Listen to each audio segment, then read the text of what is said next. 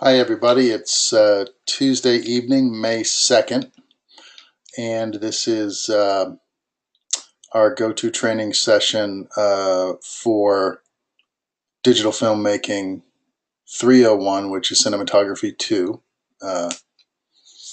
And I would like to discuss with you, just briefly, a little setup for your week 4 project, which is Magic Hour. Now, I'm recording this session in a different way than I normally do. I'm using the GoTo Training camera as a recorder. And so I apologize uh, if the frames are off a little bit with this recording. They may be it may be recording at 15 frames per second. Has something to do with the bit rate of the live feed.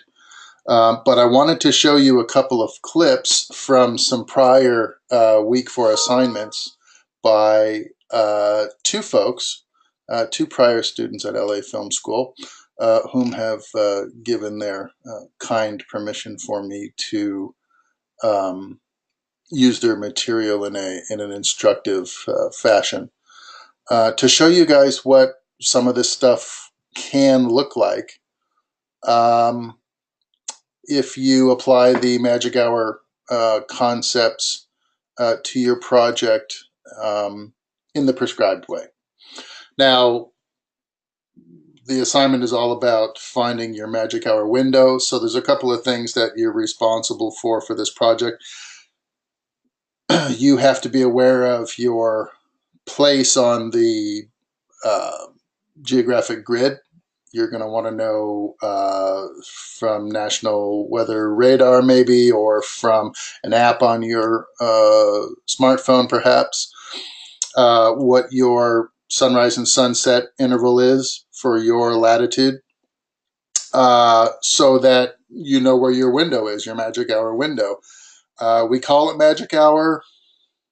I'm feeling like it's really optimally about 45 minutes of truly usable shooting interval when the sun is sitting on the horizon, and at that late hour in the day, of course, your colors are all very saturated. The tones are very warm. Tones tend to favor the tungsten end of the spectrum at the end of the day as the sun sits on the horizon, just as it's starting to set. And that's fairly obvious by the golden hues that are on everything and the nice, beautiful, if you have open sun, that is, nice splashy edges on everything, and the golden quality of the light and the warmth of the tones and everything, the saturation of that particular hour. You can tell, you can sense it as you're walking around, moving in space, what's happening with the light. Now that's provided that you have a clear a clear evening of sunset where you can experience all of these color values. Now, if you don't, we call it blue hour, which is when it's overcast. And then, of course, all the colors shift diametrically. You get lower contrast, you get cooler tones. The color shift tends the other direction towards the higher blue values, 6,000 Kelvin, 7,000 Kelvin, like your shadow values around noontime. Cooler values, everything is sort of the opposite of golden hour, which can also be an interesting look. In fact, we got some interesting work from some of our European students in the Baltic states, where they have blue hour more frequently than they have golden hour, and some of that material was pretty striking. But where our project is golden hour, we're talking about what happens when you have a picturesque sunset, when you have a clear day and you get all of these values. I wanted to show you a couple of really exemplary pieces of work. They're notable because they were shot well. They were well thought out to begin with. There's somewhat of a concept behind each one of these. They were art directed, so the student put forth a little bit of extra effort in terms of costuming or choreography, perhaps, in the second piece. The first piece is by Joy Cope, and she's a pending graduate of the program, actually. She is just about to cycle out, and I had her in my cinematography class. Gosh, now it's been a year ago. So the first clip is by her, and I'd like to show you that now, and then we'll discuss it when we come back. And then after that, I have another clip by James Mitch Cummings, another exemplary student who was just recently through Cinematography II. He's moving now into the capstone project at Los Angeles Film School, and his Magic Hour piece was also very well conceived, very well executed. That piece has a decidedly Terrence Malick feel to it. You might recognize some resonance of Tree of Life as you watch his rendition of Golden Hour. But let's start with this short piece by Joy. I hope you enjoy it. It's called Sleeping Beauty.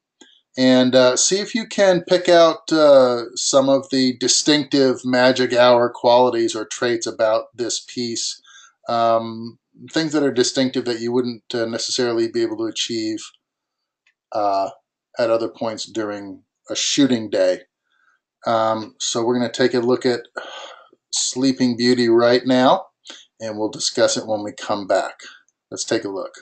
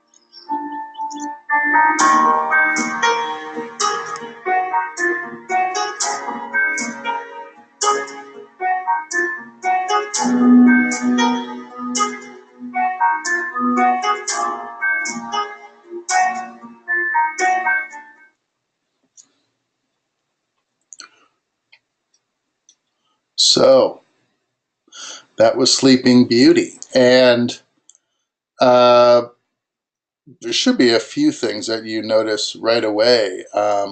She has a very organic, searching sort of resonance with her focus.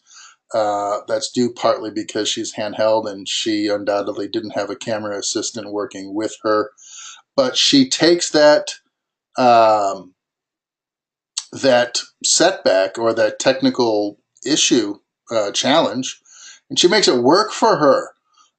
It actually works for the piece to have that sort of ethereal searching of the focus, the way we're sort of following this individual through the woods and experiencing her confusion or her anxiety and her pending comatosis. I'm not sure what brings it on, but nevertheless, it definitely adds to the tone, the mood of the piece. Um, you notice that she's got an exceptional solar flare because the sun is right there on the horizon. She incorporates that in her composition. She's balancing for the not quite the shadow values because they do possess a blue quality to them, but she's definitely somewhere between the warmth of the sun and the blueness of the shadow values at this point. She had a very clear sky overhead, so the resulting reflections in the girl as she's laying in the grass were very luxurious, and that's the result of a really nice passive fill from the cloudless dusk sky. Um, I like the way she's almost Lubetsky-esque in her wandering frame, sort of searching for the girl and also observing the world the girl is moving inside of.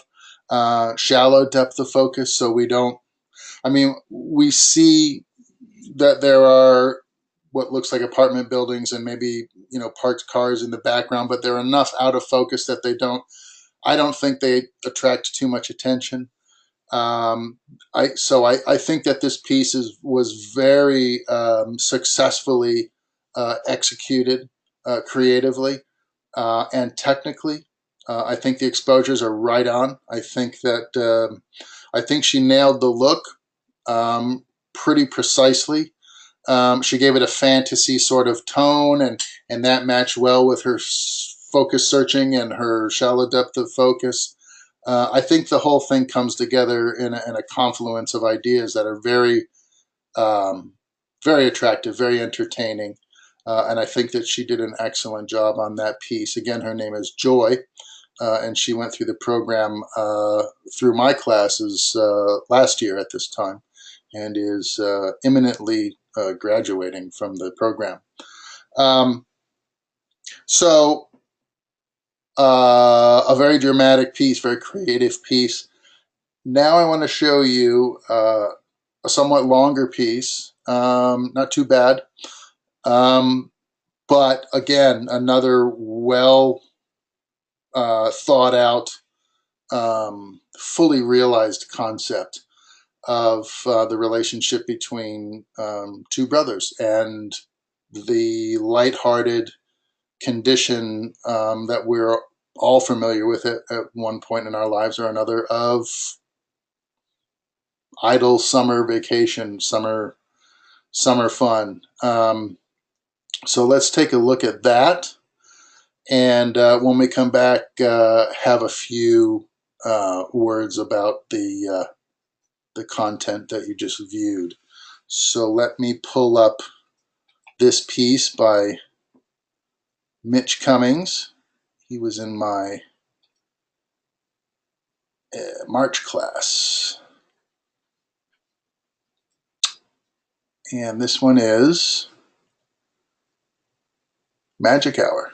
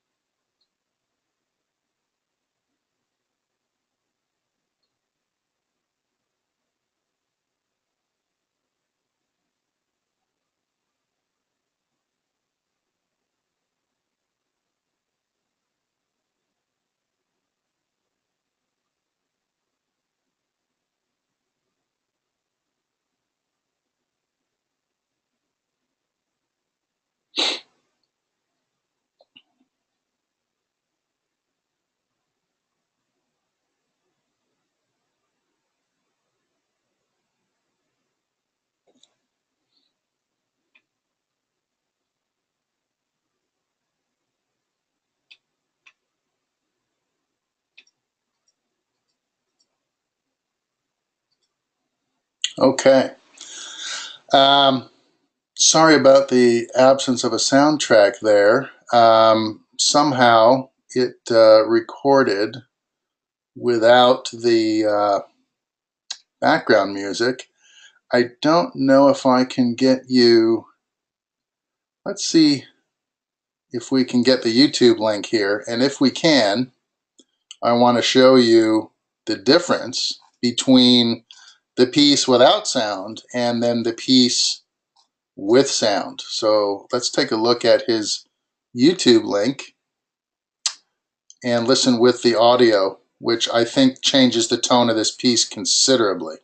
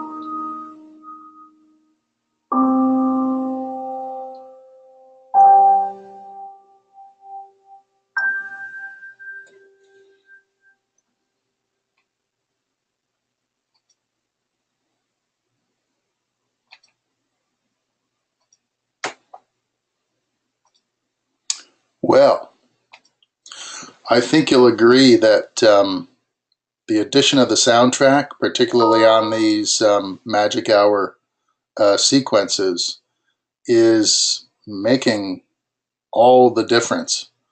So that's something to consider when you're thinking about your projects for this week. And as you start to design your sequences, think about what you're going to shoot, draw up your concept ideas, your treatments. Think about the effectiveness of the soundtrack and how that can help you sort of cement the whole feeling of the Magic Hour look. I think you can notice in both pieces that they're not because the Magic Hour time frame is such a, well, the name implies it, doesn't it? Magic. The the time frame, the window that we're recording in, it has a very visceral feeling or appeal to it. It's something that it's communicating, I think, well beyond words. If you can capture these images faithfully. it can say a lot more. It has a gestalt appeal to it. In other words, the end result of a well-crafted Magic Hour piece is greater than the sum of its parts, and I think that's demonstrated very effectively by showing you Mitch's piece without music and then with the soundtrack. How that soundtrack sort of brought everything together. Um, it's like Lebowski says, "Hey, it brought the whole thing together," which I think is very true. So think about that when you're crafting your pieces for your week 4 projects, and think about train your mind in this exercise to think outside of your traditional box. I know every week we sort of methodically approach each challenge or problem that we have to solve. We have a list of concepts at our disposal, solutions that we want to try, tools that we want to use. But take one extra moment when you consider your Magic Hour project and think about that magic. What is it? It's a chance for you. It's a moment that you have to reach your audience that seems to be more effective than most any other time in a film, unless you're Nestor Almendros and you're shooting Days of Heaven, in which case the entire film was shot at Magic Hour. It's one of the more unique moments that you have to reach your audience in a real creative and visceral way, something that goes deeper than the surface of what you've been showing them up to that point. And so your connections can be very impressionistic. They can be very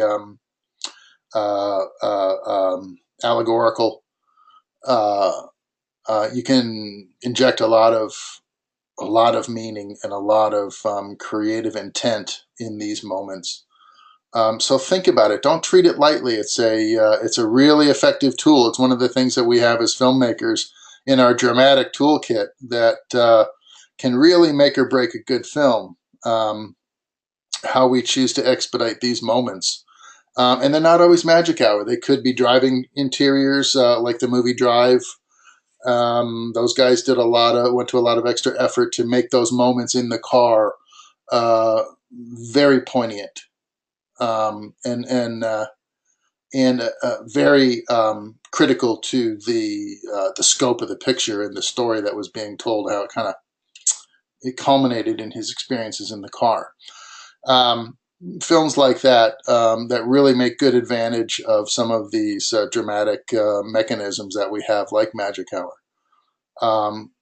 Those are our moments. We wait for them project after project, year in and year out. We make these films, and we live for these moments. We pray for these moments, and when they come, we should savor them and be ready. Don't squander these opportunities, because we can really reach our audience at that point and really make an impression. So lots of fun. Think about that, and I'm going to leave you with those thoughts for this evening. I hope you enjoyed Sleeping Beauty by Joy Cope and Summertime by James Mitch Cummings. Two exemplary pieces of work that would not be entirely out of the question for you to aspire to those results. Good looking stuff. And I'm continually amazed at some of the material that you folks are turning out. And I couldn't be more proud. So I look forward to seeing what you have for me this week and the end of this month. And we'll talk again soon. We have some nice videos in the pipeline for you guys that should be ready in the next week or so for you to check out as well. I look forward to our times together. Thank you for those who chose to attend in person this evening. And I will talk to you again soon. Take care.